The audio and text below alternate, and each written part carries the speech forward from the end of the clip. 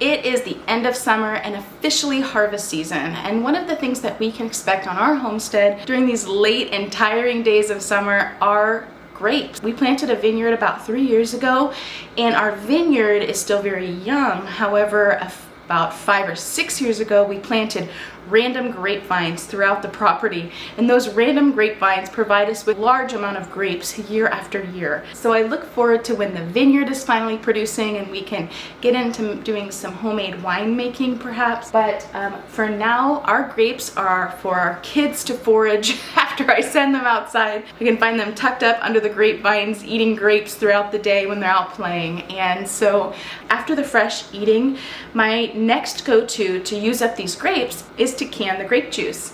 And having homegrown and homemade juice in our pantry shelves is something that I just love having, because we don't always drink juice every day, but it's a really nice treat to pull out and pour some home canned lemonade or home canned grape juice out for the kids and just let them have a treat. And so today I'm going to show you how I make and can grape juice from our homegrown grapes.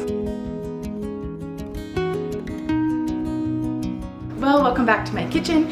If this is your first time here, my name is Brianna, and my husband Gray and I like to learn, practice, and teach our children traditional skills. If you haven't yet planted a grapevine somewhere on your property and you're able to do it, I encourage you to do so, because they start producing fairly quickly. We got a lot of grapes just in year 2 off of the first grapevine that we planted, and that is a Thompson Seedless and Concord Grape Cross, which makes for a really beautiful juice. Today I'm going to be canning basically all the extra grapes on our property. So I have a combination of a lot of varieties of grapes here, and so the juice is going to be less of that dark purple and look a little bit more like this. And this is because it is a mixture of white and red and black grapes.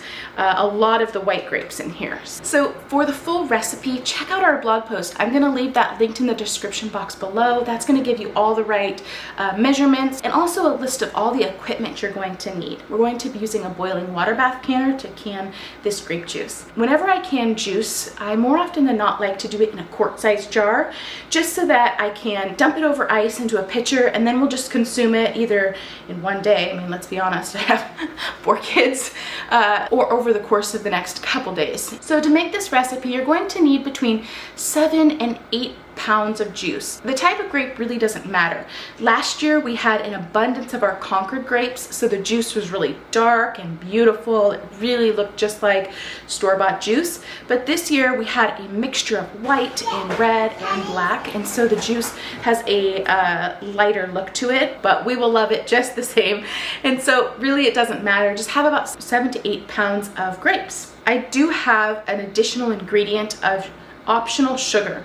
So we don't add sugar to our juice, but if you want to, if your grapes aren't that sweet or you just like a sweeter juice, you can add an optional amount of granulated sugar. So let's get started on how we make and can grape juice. The first thing you're going to want to do is to wash and stem the grapes. So this is a tedious project. I enlisted the help of my children to help me with this.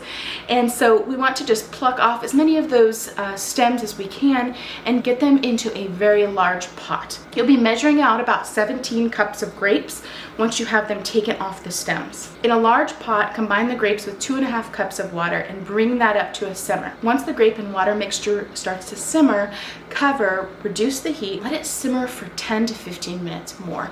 This is going to soften the grapes and allow the juice to be extracted more easily. Remove the grapes from the heat and strain them into a large strainer lined with cheesecloth.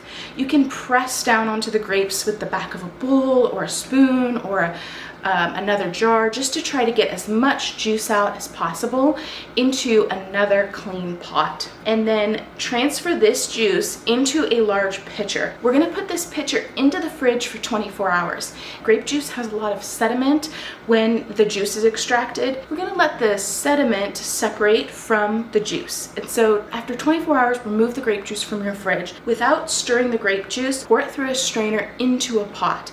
And the sediment should be on the bottom of the pitcher, so just kind of watch. When the grape juice starts to be less clear, you can stop pouring. So in your large pot with pure grape juice, this is the time, if you are adding the sugar, to go ahead and add your sugar. We didn't add any, so we just brought our grape juice up to boiling temperature and skimmed any foam that started to develop. Meanwhile, while your grape juice is coming up to temp, you can wash and sterilize your canning jars. When you're ready to can, ladle the hot juice into clean, hot, quart-sized canning jars, leaving about a 1/4 inch head space. Wipe the jar rims and adjust the lids. Process in a boiling water canner for 5 minutes, starting when the water starts to boil again. Remove the jars from the canner and cool on wire wrap. When they're totally sealed, you can label with the contents and the date and store them on your shelf. You can serve it over iced if you just want to have a nice refreshing juice, or you can make my mulled grape juice, which I will be sharing later on this fall season. Well, I hope that this video was helpful, and I will see you in the next one.